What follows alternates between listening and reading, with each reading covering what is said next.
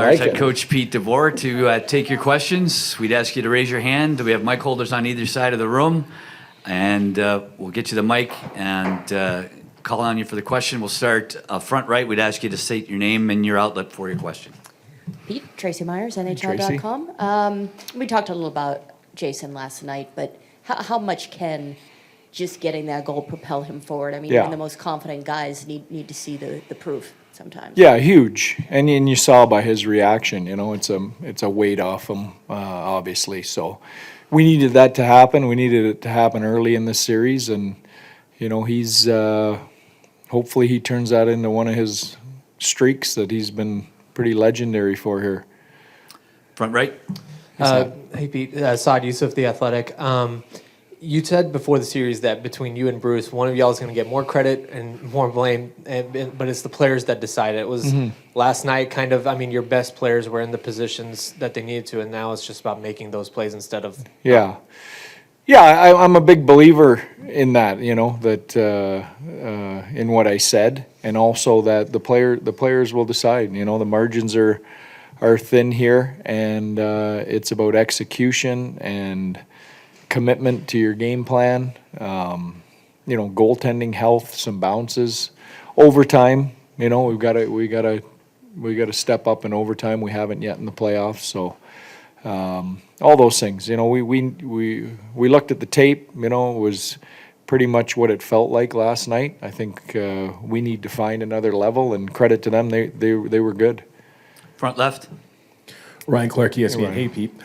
With Roope, last night was another 3-point night. It's a 6 multi-point game. He's now had 3 games of 3 or more points. What do you think it's been about this postseason where when he's performing, he not only performs, but he performs in bunches to a point where even in a game like last night, people look up and go, damn, he really had 3 points. So what do you think it's been? Yeah.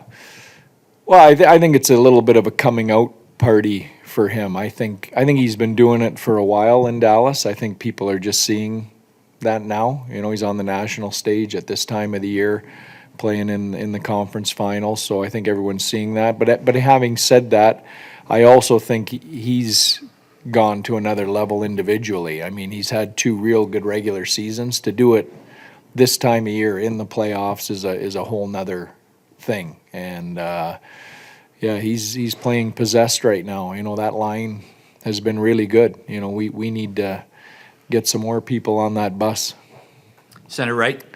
Joseph Hoyt, Dallas Morning Hey, News. Joe. Pete, you guys had a 5-game losing streak in February. Then since then, and after losses, you guys have been 10-1. Long question short. Your ability to respond, which you've kind of proven over and over again, where does that come from, and what do you think is kind of credit to that recently? Yeah, I wish we wouldn't have to respond so much. I think that's my problem with it. I think we've got to get a little more consistency to our game. But to our group's credit, they're an honest group. And we have honest conversations of the things we need to fix and whether our commitment was in the right place on the right type of things. And they've typically fixed it. And obviously it starts with your goaltender.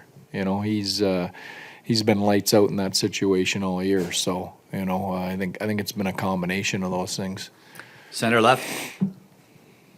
Joe Trahan, WFA Hey, Joe. TV in Dallas.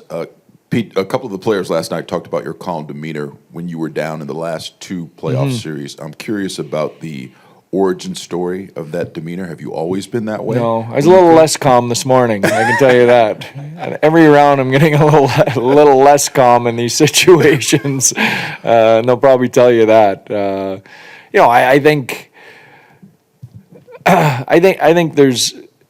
there's certain pressure points with your team, that you have to decide as a coach. Is this a time to be supportive and a calming voice of reason, or is this a time to turn the screws and get into them a little bit? And I think you can only go to the latter one so often, so I think we pick and choose our moments that way. And like I said, it helps that we have an honest group. They're not fooling themselves. They're not looking in the mirror, patting themselves on the back, telling each other how great they are after we have a poor effort. So that helps with my reaction to it. You nowhere near using Oh, it was pretty close this morning. We got there. I had my hand on the trigger. I'm not sure I pulled it, but we definitely pointed the gun at him. Front left. With Joe Pavelski, obviously 38 years old and playing as well as he does, one, how does he keep that consistency, and how does that affect others around him that they can see what this guy does every day and as well as he does it? Yeah. I mean, he has a great effect on our group.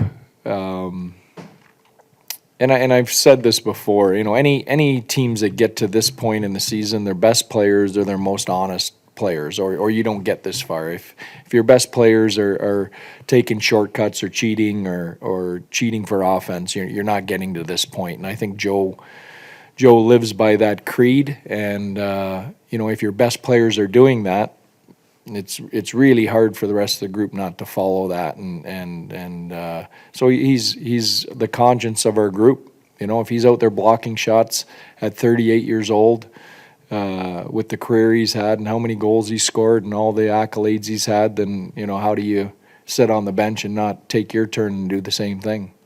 Front right. Pete, two questions. One, is Yanni Hakanpää medically available right now? Wasn't yesterday. Okay. We'll see tomorrow. Gotcha. And then on the Domi line, last series you mentioned that just being on for goals against isn't everything. Sometimes there's other contributing factors. They were on for a lot. How did you see that line in terms of their defense and how they? Probably the same way you did. Okay. We'll take two more. Front left. Pete, just jumping back to Joe, I mean, when you look at what he does leadership-wise, what would you say is maybe the difference between some of the things he did in San Jose where he had the C, whereas if here, even though Jamie wears the C, he's able to sort of pick and choose different spots? How would you say you'd be able to see that operate? Yeah. Well, that's a great part about him. When I was in San Jose, we had 3 captains in that room. Patty Marleau had been the captain. They had taken it from him, gave it to Joe Thornton. Joe Thornton was the captain. It was taken from him before I got there, and I came in and gave it to Joe Pavelski because we were without a captain. So, and I think, how those guys, again, you learn from your experiences, how Patty, I remember talking to him about him speaking about how Patty Marleau and Joe Thornton handled the fact that he was now the captain and they had both worn a C in that room, still supported him, still didn't hold any grudges against him, tried to do everything the right way. I think you learn from that. And, he went into a similar situation here. Jamie Benn's the captain, so he's got to have that secondary leadership in a respectful way, but he's still impactful. Last question, center right. Pete, you called Jake your best response goalie you've ever coached. Mm-hmm. Was there a moment where that really cemented that in your mind? Trying to think. There's been so many. The obvious one. I knew it before from my history with him, but the obvious one is Game 7 against Seattle. I don't think we could have played worse in Game 6. Backs against the wall elimination game. Your season's over if you don't get a response, and he comes out and basically pitches a shutout. For 99% of that game to the last 30 seconds. So, I think that just cements it. And listen, and that was under tough as circumstances as he's been under personally. And he had been pulled twice in the series. That hadn't happened during the season. All his responses during the season were usually, situational where the team hadn't played well, but it wasn't, where he personally had been in that spot and had to respond. So, he had to deal with both those things, our team and his own personal game, and you saw the response. So, that's probably, I knew he would, but, that was probably the defining moment.